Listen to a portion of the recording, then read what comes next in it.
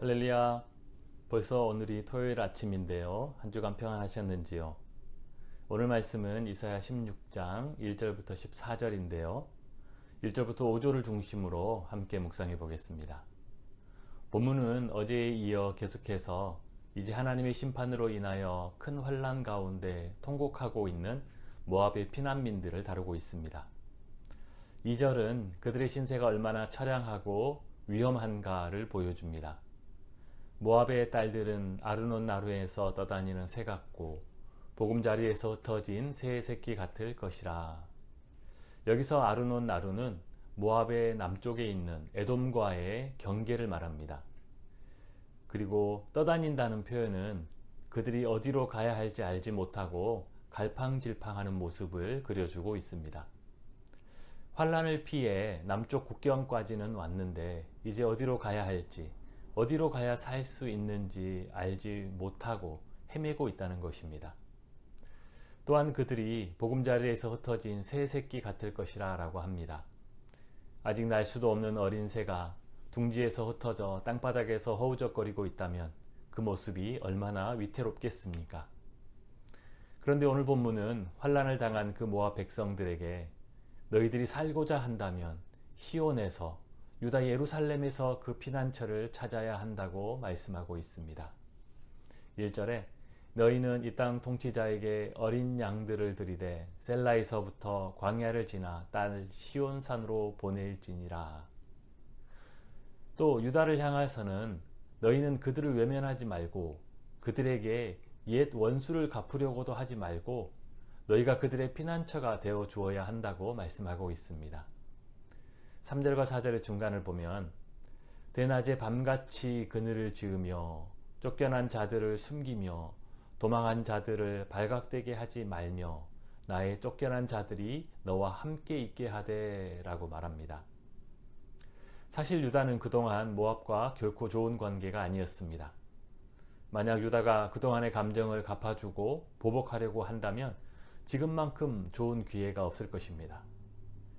마침 이렇게 어려운 환난 가운데 있으니 지금 나까지 나서서 조금만 더 피해를 주고 독한 말로 상처를 준다면 그들은 더 고통스러울 것이고 나는 속 시원히 묵은 채증이 풀릴 것이다 라고 생각할 수도 있을 것입니다.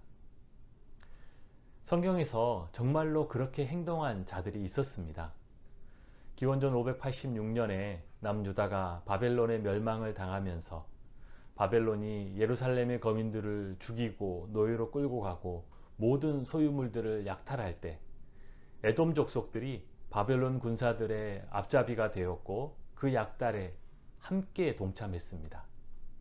그들은 좋아서 소리를 지르며 그 일을 했습니다.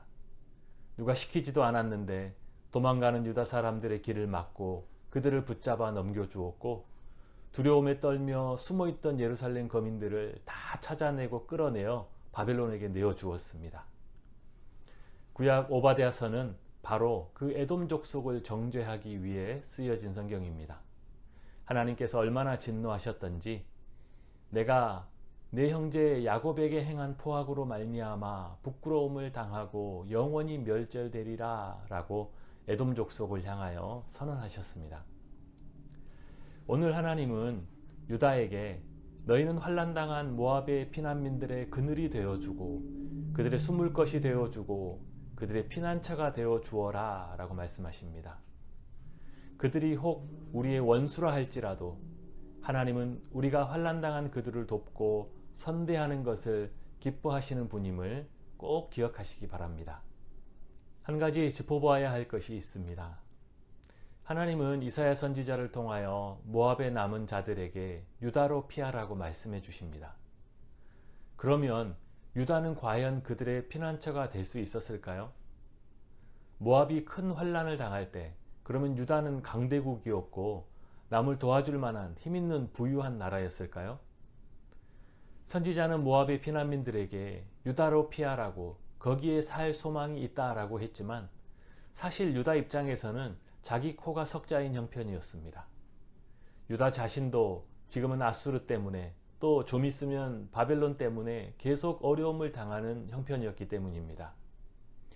겉으로 보기에 유다가 누군가를 도울 수 있는 형편이 아니었는데도 불구하고 하나님은 유다에게 살 소망이 있다. 거기로 피하라 라고 말씀하고 계신 것입니다. 유다는 다른 나라와는 다르다는 것입니다. 유다는 겉으로 보이는 것이 다가 아닌 나라라는 것입니다. 왜 그럴까요? 유다에게는 세상 모든 나라와는 다르게 하나님의 말씀이 있고 약속이 있기 때문입니다.